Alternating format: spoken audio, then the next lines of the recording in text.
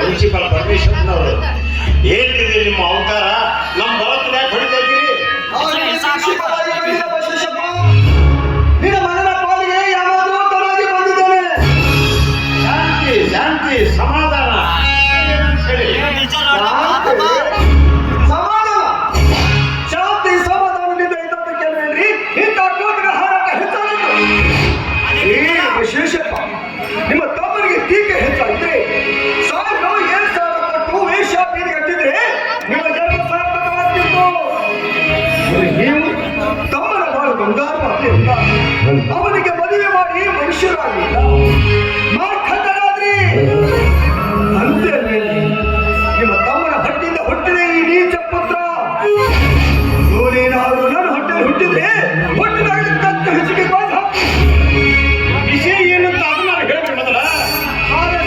ಕಾಮಕ ಪಶು ಪಕ್ಕದಲ್ಲೇ ನಿಂತವಾಗ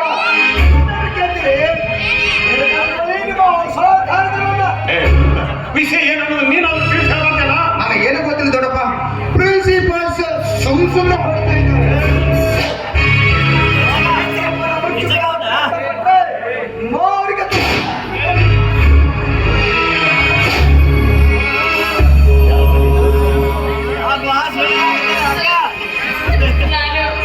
ನೀವು ಯಾರ ಮಗಳು ಅಂತ ಹೇಳಲಿಕ್ಕೆ ನಿಲ್ಲಿಕ್ಕೆ ಅಷ್ಟಿಲ್ಲ.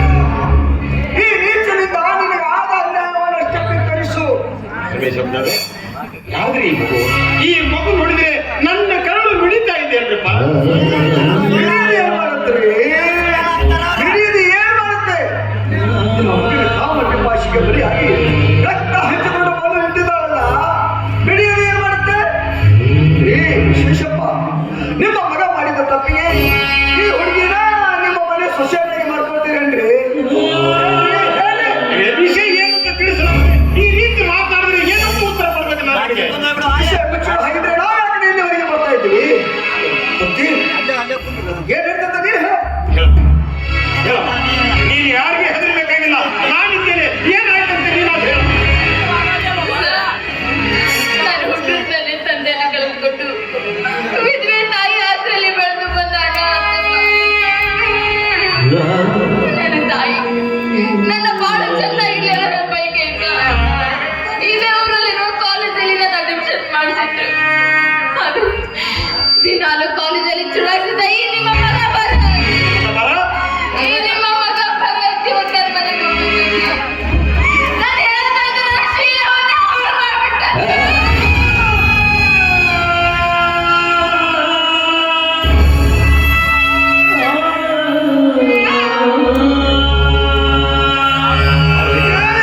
ನಿಮ್ಮ ಮಗನ ಪೌರುಷದ ಪರಾಕ್ರಮದ ಕಥೆಯನ್ನ ಒಂದು ಮುಖ ಹಿಂದಿನ ಶೀಲವನ್ನು ಹೊರಗೆ ಇದ್ದಾನಲ್ಲ, ಈ ಹುಡುಗಿ ಯಾಕ್ರಿ ಈ ಸಮಾಜದಲ್ಲಿ ಮುಖ ಎತ್ತಿಟ್ಟಿದ್ದಾಳೆ? ಮಾತಾಡಿ ವಿಶೇಷಪ್ಪ, ಮಾತಾಡಿ.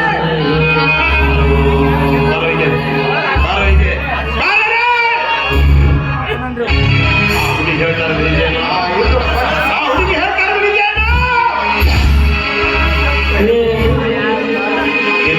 ಕೈ ಎತ್ತುವ ಅಧಿಕಾರ ನನಗಿಲ್ಲ. ಯಾಕಂದ್ರೆ ನಿನ್ನ ತಂದೆ ನಿನ್ನ ಮೇಲಿಟ್ಟಿರುವ ಪ್ರೇಮ ಪಾಠ ನಿನ್ನ ಮೇಲೆ ಕೈ ಎತ್ತಿದವರಿಗೆ ನಮ್ಮ ಪಾಠ ಆಗಿಬಿಟ್ಟಿದೆ. ಈ ನಿನ್ನ ನೀಚ ಕೃತಿಯಿಂದ ನಮ್ಮ ಮಣಿತನಕ್ಕೆ ಮಜೆ ಹತ್ತಿದ್ರೆ ನಮ್ಮನ್ನು ಹೆತ್ತು ಸತ್ತು ಸ್ವರ್ಗದಲ್ಲಿ ಅವರು ಹರಿಯರ ಆತ್ಮ ಚಿತ್ರ ವಿಚಿತ್ರವಾಗುತ್ತೋ, ಚಿತ್ರ ವಿಚಿತ್ರವಾಗುತ್ತೆ. ಕೇಳಿದ್ರೆ ನನಗೆ ಇಷ್ಟು ಸಂತ ಆಗ್ಬೇಕಾದ್ರೆ ಇನ್ನ ಆ ಹುಡುಗಿಯನ್ನು ಹೆತ್ತ ತಂದೆ ತಾಯಿಗಳು ಸತ್ಯ ಹೋಗ್ತಾರೋ ಬರ ಸತ್ಯ.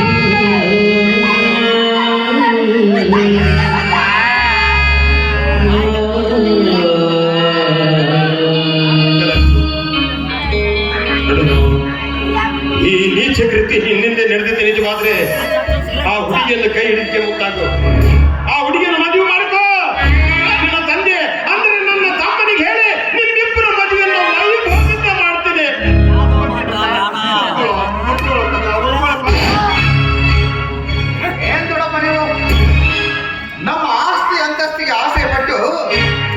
ಸಿಕ್ಕರು ಗಡಿ ಬಂದ್ರೆ ಇಂಥವ್ರೆಲ್ಲ ನನ್ನ ಕೊಳ್ಳೆ ಕಡ್ತೀರ ನೀವು.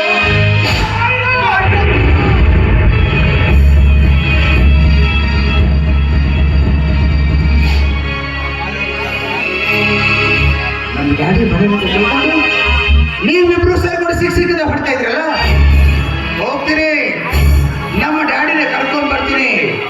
ಕರ್ಕೊಂಡು ಬಂದ್ರೆ ನಿಮ್ಮಿಬ್ಬರಿಗೆ ಸರಿಯಾದ ಪಾಠ ಕಲಿಸ್ತಾ ಇದ್ರೆ ನಾವು ಈ ಮನೆಯಲ್ಲಿ ಹುಟ್ಟಿ ಸಾರ್ಥಿಕೊಂಡು ದೊಡ್ಡಪ್ಪ ಬರ್ತೀನಿ. ನೀವು ಮನೆಯಲ್ಲಿ ಅಂತ ತಿಳ್ಕೊಂಡು ಇಬ್ರು ಸೇರ್ಕೊಂಡು ಸಿಕ್ಕದೆ ಹೊಡ್ತಾ ಇದ್ದೀರಿ.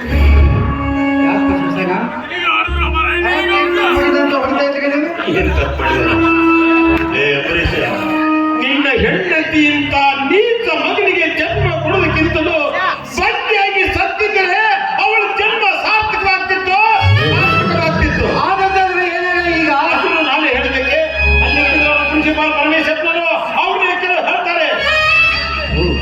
ಪ್ರಿನ್ಸಿಪಾಲ್ ಪರಮೇಶ್ವರ್ ನನ್ನ ಮಗನಿಂದ ಅದಾವ ಅವಾಂತರ ಕಳಿಸಿದೆ ಅಂತ ನನ್ನ ಮಗನನ್ನು ಹೊಡ್ತಾ ಇದ್ರೆ ನೀವು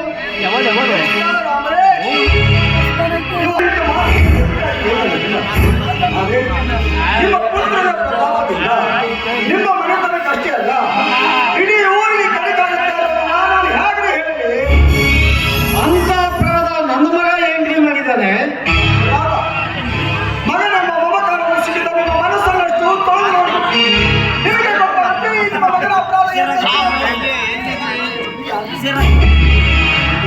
ಯಾರೇ ಎಂತ ತಂದೆಯನ್ನು ಹೆತ್ತಮ್ಮಳ ಒಡನಾಡದ ಕಿಚ್ಚಿಗೆ ಶಿಕ್ಷಣ ಪಡೆಯುತ್ತಿರುವ ಅನಾಥ ಬಾಲಕ ಮುಕ್ತ ಮಗುವಿನ ಶೀಲವನ್ನು ಹಾಳಾಗಿದ್ದಾನೆ. ಹೊಡಿಬೇಕು, ಒದಿಬೇಕು, ತುಂಡು ತುಂಡಾಗಿ ಕಟ್ಟಿ ಸಾಕಬೇಕು. ಯಾರಿಗೆ ಹಾಗಂತ ಹೇಳ್ತಾರೆ ಹೇಳಬೇಕು. ಕೃತಿಗೆ ಮರ್ಯಾದ ಮಾಡಿ ಕೇಳಿ ತಿಳಿದುಕೊಳ್ಳಿ. ನಮ್ಮ ಮಗನಿಂದ ಯಾವ ಅನ್ಯಾಯ ಆಯಿತು ಅಂತ ಹೇಳಿ.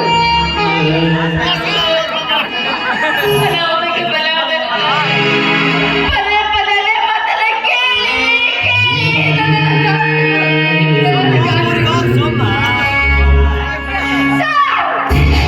ಒಂದು ವೇಳೆ ಇಂಥ ಪರಿಸ್ಥಿತಿ ನಿಮ್ಮ ಮಗಳಿಗೆ ಬಂತು, ನಿಮ್ಮ ಮಗಳು ಈ ಪರಿಸ್ಥಿತಿಯಲ್ಲಿ ಏನ್ ಮಾಡ್ತಾರೆ ಸರ್?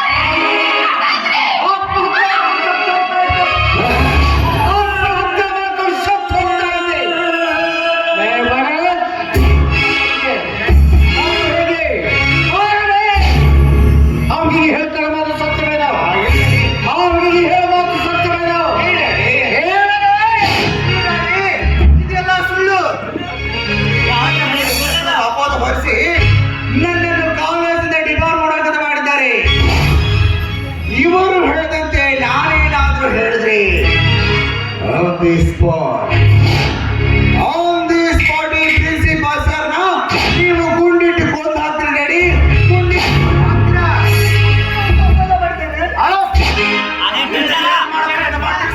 ಏನ್ ಮಾಡ್ಬೇಕು ಮಾಡಿದ್ರ ಡ್ಯಾಡಿ? ಇವರು ಇವಳ ತಾಯಿ ಜೊತೆ ಅನೈತಿಕ ಸಂಬಂಧವನ್ನು ಇಟ್ಟುಕೊಂಡಿದ್ದಾರೆ.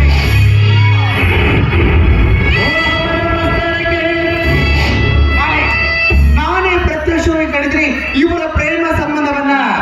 ಅಂತೆಯೇ ಇವಳನ್ನು ನನ್ನ ಕೊಳ್ಳೆ ಕಟ್ಟಿ ಇವರು ಇವಳ ತಾಯಿ ಜೊತೆ ಸುಖವಾಗಿರ್ಬೇಕು ಅಂತ ಹೊಂಚು ಹಾಕಿದ್ದಾರೆ. ಹೊಂಚು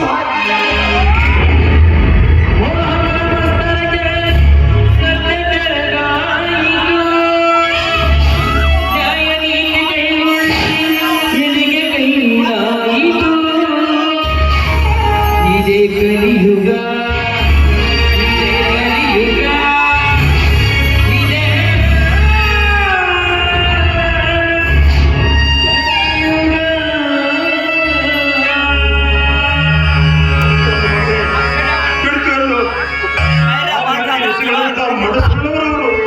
ಅವರಿಗಿಂತ ಕೆಟ್ಟ ಮಾತುಗಳನ್ನು ಮಾತಾಡಿ ಯಾವ ಪಾಪಕ್ಕೆ ಬೀಳಬೇಕಂತ ಮಾಡಿ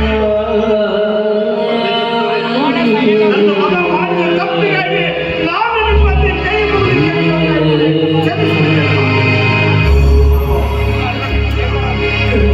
ಕುರುಡನಾದ ನನ್ನ ತಮ್ಮ ಎಚ್ಚೆತ್ತು ನಿಚ್ಚಳವಾಗುವುದು ಈ ಜನ್ಮದಲ್ಲಿ ಸಾಧ್ಯವಿಲ್ಲ.